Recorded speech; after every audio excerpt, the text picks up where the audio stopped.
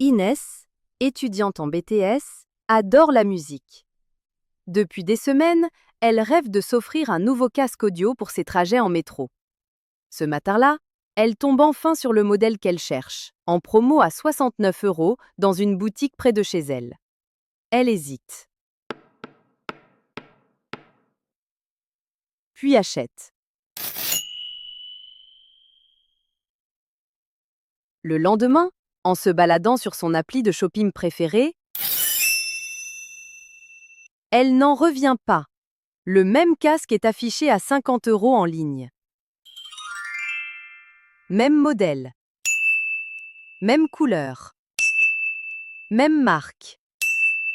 Elle a l'impression de s'être fait avoir. Arrivée en cours, elle en parle à son prof d'éco-gestion. Si tu veux, je t'explique pourquoi tu n'as pas payé plus cher. Mais juste différemment, lui dit-il avec un sourire. D'abord, commence le prof, le prix que tu vois en rayon, ce n'est que la partie visible de l'iceberg.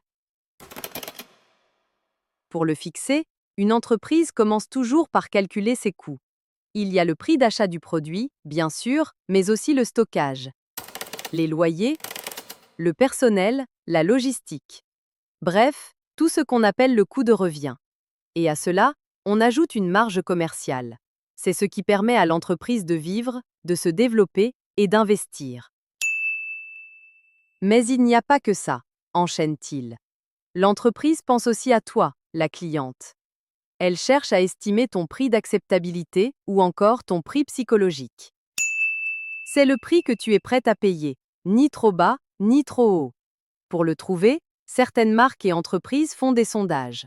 Au-dessus de quel prix trouves-tu ce produit trop cher? En dessous de quel prix tu le trouves de mauvaise qualité? Le bon prix, c'est celui qui attire le plus grand nombre d'acheteurs potentiels. Inès repense à son hésitation devant l'étiquette à 69 €. Elle se dit qu'à 89 €, elle aurait laissé tomber.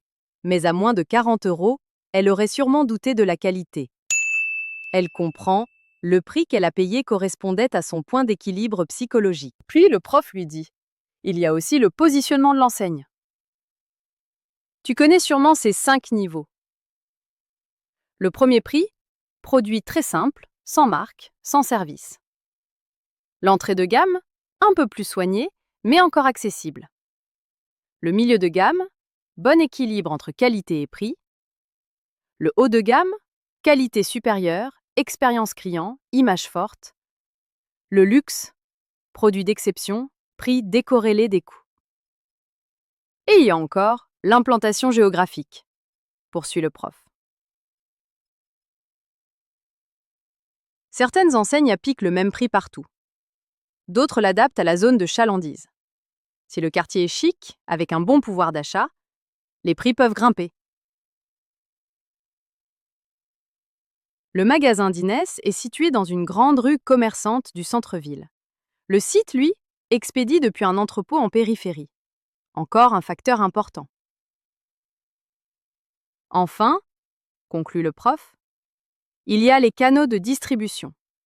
Toi, par exemple, tu as acheté ton casque en magasin physique, avec un conseiller, une boutique, un stock et un sourire. Le site, lui, c'est du e-commerce, avec des coûts réduits et moins de contact humain. Certaines entreprises gardent un prix unique sur tous les canaux. D'autres, comme ici, pratiquent des prix différenciés pour s'adapter aux attentes des clients selon le canal.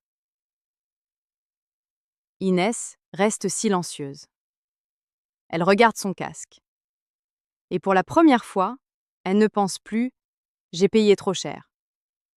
Elle pense « j'ai payé un prix qui reflète une stratégie, une structure, un choix ».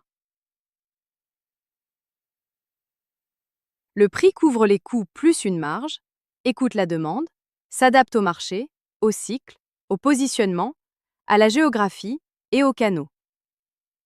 C'est ce qui explique pourquoi ton casque change de prix selon où tu achètes.